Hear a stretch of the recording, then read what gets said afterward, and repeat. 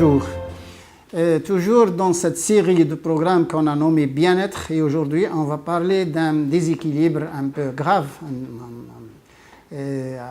actuellement qui a conduit à beaucoup de catastrophes sur le plan santé. Et on continue à parler de ce déséquilibre, équilibre, nutrition équilibrée, mais finalement c'est quoi? C'est quoi un régime équilibré? C'est quoi? Il y a quoi dans ce régime? Vous voyez, on parle comme ça dans l'air, mais il faut parler avec des gens et il faut parler des choses que le consommateur connaît. Parce que le consommateur ne va pas faire ses études, 6 ans d'études à l'université après son baccalauréat pour qu'il sache vivre. Il y a des choses qu'il achète, il y a des choses qu'il connaît bien. Et il faut qu'il sache un peu, il faut qu'il se rende compte au moins de l'importance de chaque chose qu'il achète. Les légumes, c'est quoi? Les fruits, c'est quoi? Les fruits secs, c'est quoi? Et puis, les viandes, c'est quoi? Les produits laitiers, c'est quoi? Les œufs, c'est quoi? Le poisson, c'est quoi? L'huile d'olive, c'est quoi? Les huiles raffinées, c'est quoi? Un gâteau, c'est quoi? Un chocolat, c'est quoi? Vous voyez? Et il faut parler les choses réelles et il faut quand même, disons, ne pas cacher les choses derrière un vocabulaire quand même plus ou moins ambigu. Et aujourd'hui, donc, dans cet épisode, on va parler d'un déséquilibre, comme je l'ai dit, et ce déséquilibre, il est dû à un déséquilibre fibre, cholestérol, gras saturé. Vous savez bien que gras saturé, il y a des gens qui parlent cholestérol, il est indispensable, il est bon pour le corps, ils commencent à contester les théories, donc les chercheurs ont fait un demi-siècle d'ailleurs pour prouver que le cholestérol est dangereux, il vient quelqu'un, il dit « Ah non, le cholestérol il est bon », il ne sait même pas de quoi il parle. Cholestérol, c'est bon quand il s'agit de l'HDL, ce qu'on appelle le bon cholestérol. C'est le High Density Lipoprotein. Mais quand il s'agit de la LDL, attention, toutes les catastrophes de santé que les gens subissent actuellement, que les gens contractent, c'est dû à ce LDL, à ce mauvais cholestérol. Et on verra bien pourquoi, parce que c'est des choses qui ne peuvent pas être contestées. Scientifiquement, ils ne peuvent pas être contestées. Le métabolisme au niveau du foie, sur le plan, disons, gonadostimuline, vitamine D, cholestérol, ça c'est 3 grandes réactions, il n'y en a pas que ça, les 3 grandes réactions d'ailleurs, ils ont lieu donc au niveau du foie. Il y a une autre réaction de la vitamine D au niveau du rein. Mais sinon, la vitamine D et puis les gonadostimulines et le cholestérol, c'est le foie.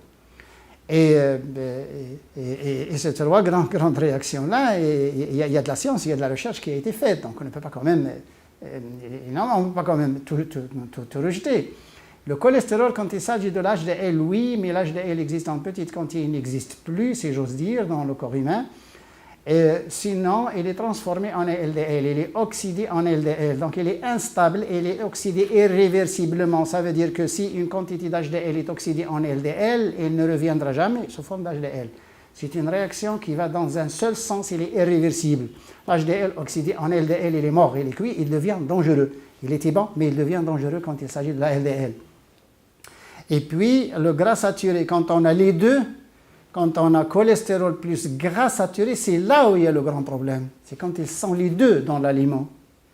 Et ces deux-là, attention, ils sont responsables de l'accumulation donc de l'homocystéine dans les vaisseaux sanguins, de l'apparition de l'artérosclérose, parce qu'il y a les vaisseaux qui sont abîmés par l'intérieur et puis formation de plaques qui vont boucher, etc.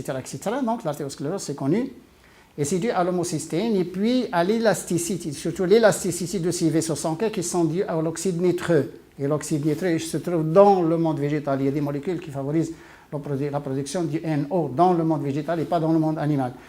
Et puis, le cholestérol est responsable au niveau des gonadostimulines et puis au niveau de la réaction hormonale, surtout les hormones sexuelles, surtout chez l'homme et chez la femme. Et on a un blocage, quand on a un LDL qui augmente, on a un blocage et on a un chamboulage hormonal chez la femme. Donc ça se voit d'ailleurs, on a beaucoup de problèmes. Et puis la LDL s'oppose donc à toutes les bonnes réactions physiologiques à l'intérieur du corps, au niveau du foie, au niveau du pancréas, au niveau du gros intestin, à tous les niveaux, surtout dans le sang.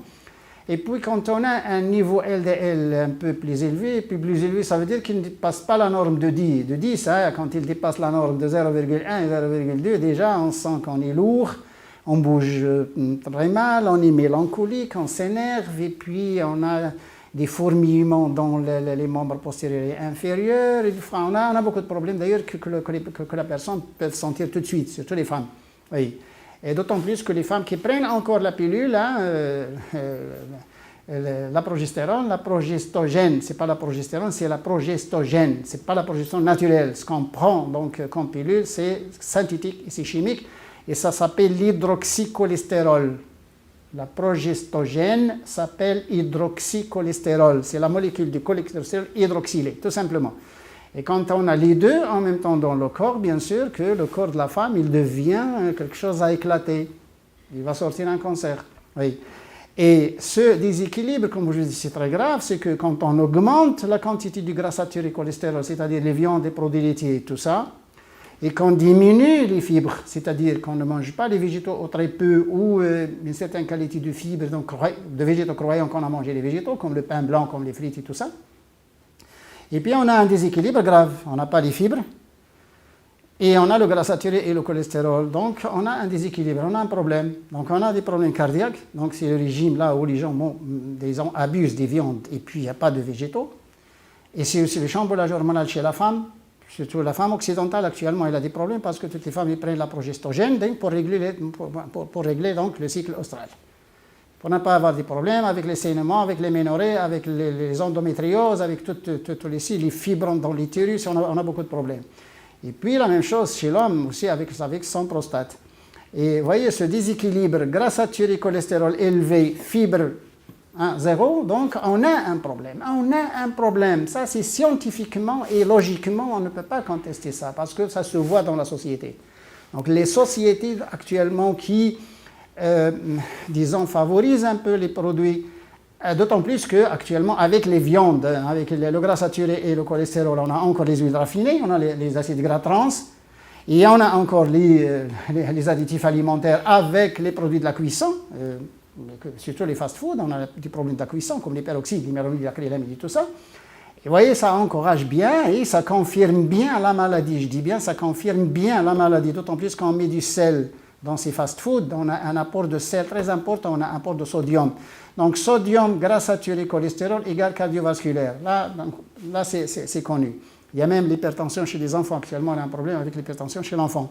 Et puis maintenant, le monde végétal. Donc le déséquilibre, c'est-à-dire un régime alimentaire là où il n'y a pas de végétaux, ça veut dire fibres. Quand on dit fibres, c'est les végétaux. Les fibres ne se trouvent pas chez les animaux. Les fibres, c'est les végétaux. Tous les végétaux, y compris les algues marines.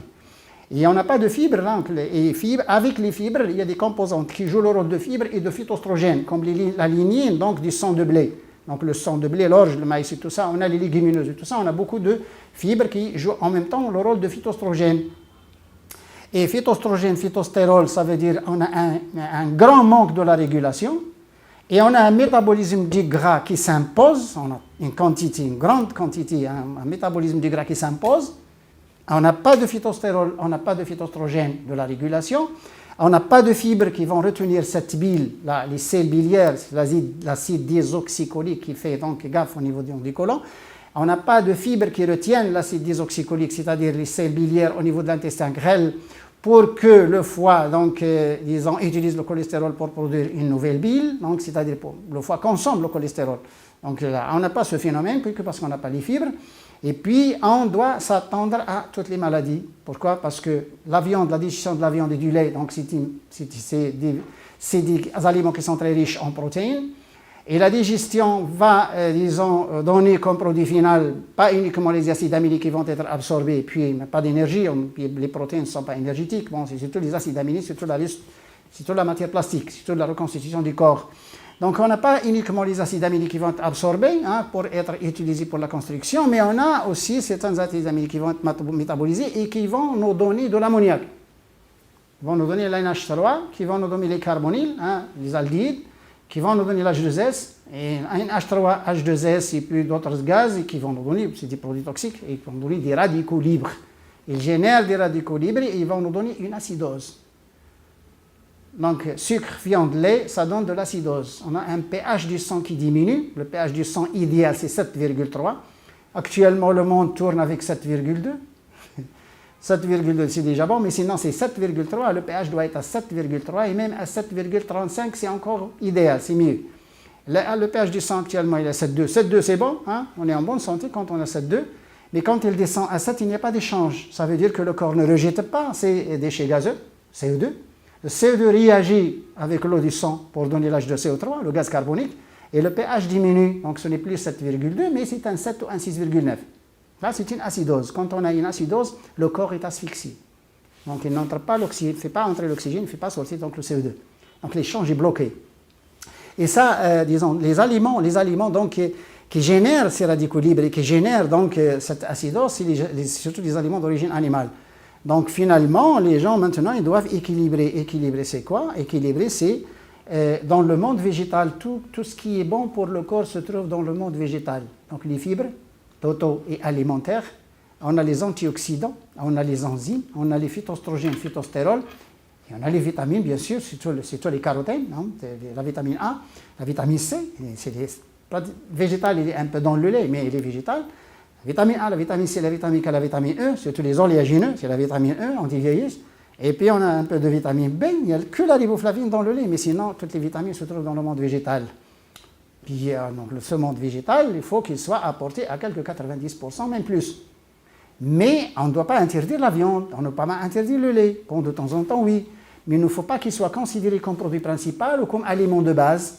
Et puis négliger donc ce monde végétal. Il faut que le maïs, l'orge et le sang de blé soient consommés. Il faut que les graines interviennent donc dans cet équilibre. Ces graines, c'est quoi? C'est le lin, c'est le sésame, c'est le nigella, c'est le cresson, c'est la fenugrec, c'est la fenouil, c'est l'anis et c'est aussi le carvi, c'est les graines de coriandre et tout ça. Donc ça, c'est source de phytoestrogènes, phytostérols. Et il ne faut pas négliger non plus les fruits et surtout les fruits secs. Il y a des gens actuellement qui mangent moins de dattes, moins de figues et de raisins secs, mais ils mangent beaucoup d'amandes. Il faut les deux, les fruits secs sucrés et les fruits secs gras. Et puis, il faut les légumes et les feuilles vertes, et les fruits frais, pourquoi pas. Et on a un bon régime. Donc, plus on se nourrit avec des aliments d'origine végétale, peu d'aliments d'origine animale, donc plus on est équilibré. Puis on augmente la quantité de végétaux, plus on est équilibré. Donc, plus on diminue la quantité de végétaux, donc plus on est exposé donc, à des catastrophes de santé. Donc, à un autre épisode avec bien-être. Au revoir.